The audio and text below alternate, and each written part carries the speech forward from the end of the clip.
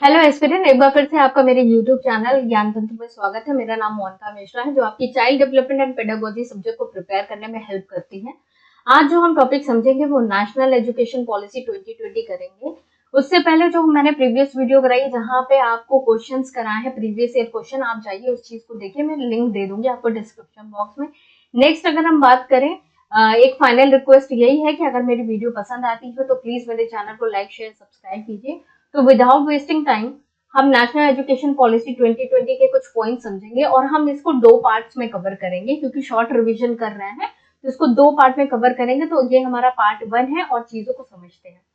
तो सबसे पहला देखिए, अगर हम राष्ट्रीय शिक्षा नीति की बात करें 2020 की, तो सबसे पहले कुछ पॉइंट्स इसके बारे में समझते हैं और इसके हिस्टोरिकल बैकग्राउंड को समझते हैं। ये हमारी कौन सी पॉलिसी है? हमारी तीसरी पॉलिसी है और 21st सेंचुरी की हमारी क्या है? पहली पॉलिसी है। ये हमारी तीसरी पॉलिसी है, लेकिन 21st सेंचुरी की पहली पॉलिसी। इससे पहले दो पॉलिसी आ चुकी है। सबसे पहले किसमें आई थी? 1968 में आई थी। दूसरी हमारी किसमें आई थी? 1986 में आई थी। इसका रिवाइज संशोधन हुआ था 1992 पे, जहां पे प्रोग्राम ऑफ एक्शन की बात की गई थी और लर्निंग विदाउट बर्डन की बात की गई थी। ठीक, ये हमारी जो एनईपी है वो कब आई थी? 30 जुलाई 2020 को आई थी by the ministry of human resource and development. इसकी ड्राफ्टिंग कमेटी कौन है? किसके हाथ है? डॉक्टर के कस्तूरी रंजन, जिन्होंने ये नेशनल एजुकेशन पॉलिसी को फ्रेम किया है। ये हमारे कौन है? इसरो के हेड हैं। किसके हेड हैं?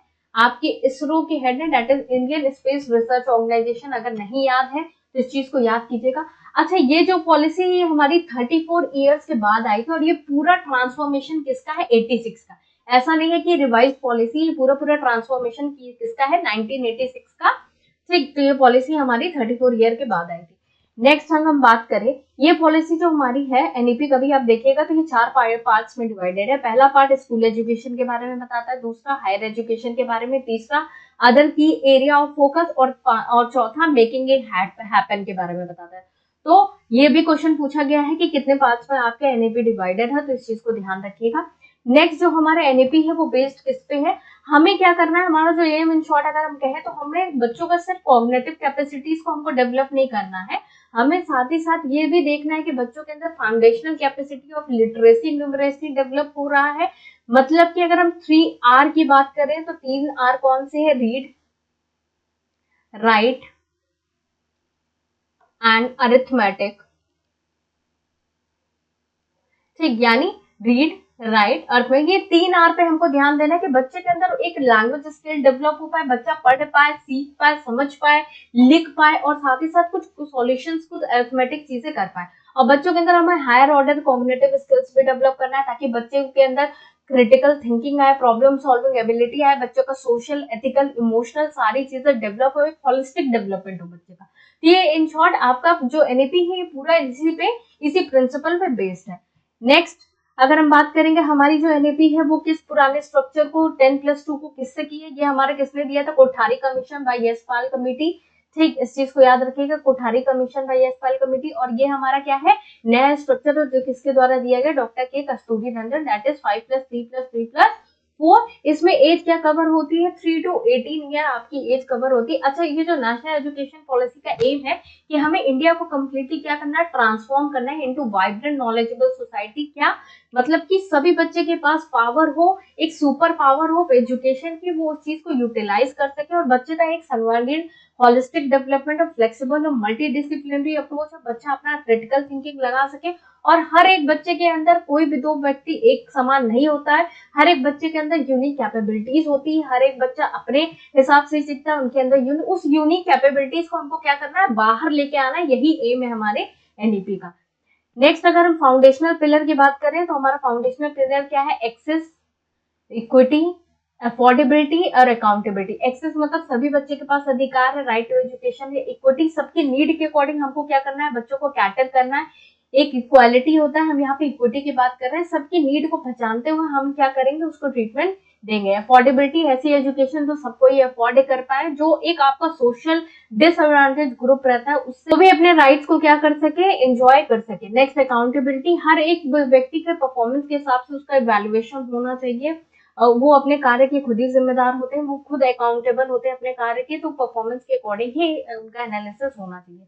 नेक्स्ट अगर हम बात करें कि एम एनईपी का, तो एनईपी का एम क्या है, ये universalisation of education from pre school to secondary level, मतलब कि हमें क्या करना है, एक समान स्तर का एजुकेशन हमको क्या करना है, pre school to secondary level ये कंसिडर किया जाता है। हमें बच्चों को होलिस्टिक डेवलपमेंट में उनके उनके डोमेन्स में हमको ध्यान देना, उनका ओवरऑल डेवलपमेंट करना। और ये एम ये भी है 100% आपका क्या हो, क्रॉस एनरोलमेंट रेशियो हो बाई 2030, जो हमको एम अचीव करना हमारा क्या है, टारगेट ईयर 2030 है। वहां पे हमें ग्रॉस एनरोलमेंट रेशियो मतलब कि ज्यादा से ज्यादा बच्चे एनरोल हो, तो ये हमारा एनईपी का एम है। नेक्स्ट हमारा जो करिकुलम स्ट्रक्चर रीस्ट्रक्चरिंग हुआ है हमारा 5+3+3+4 का हुआ है। अब 5 क्या डिनोट करता है, फाउंडेशनल स्टेज डिनोट करता है, जहाँ पे nursery, LKG, UKG, first and second class के होगा, ठीक। ये डिनोट करता है प्रिपरेटरी स्टेज। आप देखिए यहाँ पे हमारी क्या है, थर्ड, फोर्थ, फिफ्थ हमारी प्रिपरेटरी स्टेज है, जब बच्चा क्लास थर्ड, फोर्थ, फिफ्थ में होता है। यहाँ पे बच्चों को interactive activity based play discovery के थ्रू सिखाया जाता है।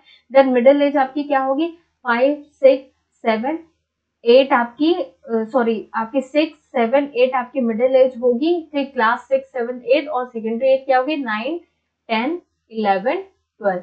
ये हमारी क्या है, तो हमारे प्राइमरी से लेकर हमारा सेकेंडरी लेवल तक पूरे सबको कवर किया गया। यहाँ पे बच्चा भाई क्रिटिकल थिंकिंग और मल्टी डिसिप्लिनरी अप्रोच बच्चे के अंदर आ जाता है। यहाँ पे बच्चा मतलब साइंस, मैथ्स, आर्ट्स सभी चीजों को समझते हुए काम करता है। देन आपका थर्ड, फोर्थ में इंटरेक्टिव बेस्ड क्लास, फाउंडेशनल में आप कह सकते हो प्ले एक्टिविटी के थ्रू बच्चों को सिखाया जाता है। ये हमारा स्ट्रक्चर है, ठीक। और पहले हमारा स्ट्रक्चर क्या था, यहाँ पे इस चीज की ये थर्ड इंक्लूड नहीं किया गया था। देन 10 ईयर्स आपका 6 to 16 बस बेसिक था, और आपका 2 आपका क्या था, 11, 12। तो इस चीज को रिप्लेस करके क्या किया गया, इसमें किया गया। नेक्स्ट देखिए,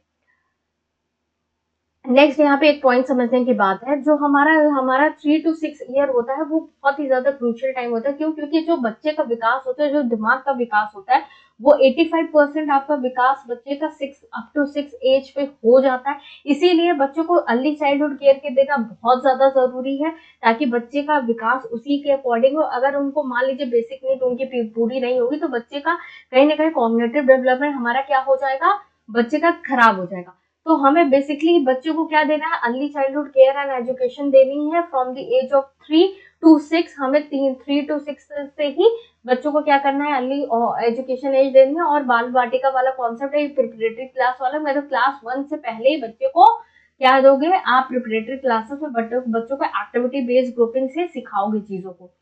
नेक्स्ट यहाँ तक हमारा पार्ट 1 रहेगा। पार्ट 2 हम आगे समझेंगे, क्या क्या इंपॉर्टेंट पॉइंट्स है, क्या एफएलएन है, क्या एजुकेशन में इन्वेस्टमेंट है, ये सारे पॉइंट्स हम बाद में कवर करेंगे। यहाँ तक के लिए हमारा पार्ट 1 रहा है।